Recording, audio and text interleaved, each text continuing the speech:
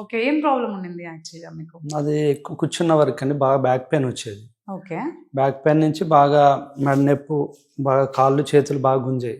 అసలు నడడానికి కూడా అవకాశం ఉండేది కాదు.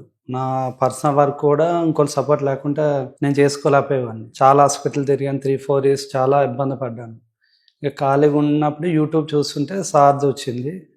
ఒకసారి ఇన్ని తిరిగాం కదా, సార్ని వెళ్ళి కలుద్దాం తేజ గారి కాడికి వచ్చాం. వచ్చిందా ఫస్ట్ ఇక్కడ ఉన్న హాస్పిటల్లో అడ్మిట్ అయిన వాళ్ళు కలిశాను.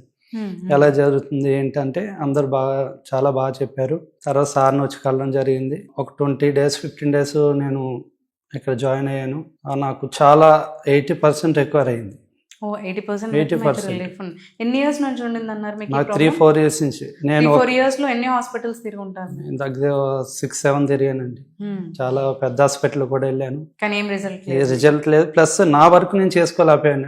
రెస్ట్ రూమ్కి వెళ్ళాలన్నా నాకు వేరే వాళ్ళు సపోర్ట్ ఉంటేనే కానీ వెళ్ళలేని పరిస్థితి ఉండేది. చాలా 3-4 నుంచి చాలా ఇబ్బంది పడ్డాను. సార్ కాడికి వచ్చాను. 15 డేస్లో చాలా రికవర్ అయింది. నాకు 20 డేస్లో 80% రికవర్ అయింది.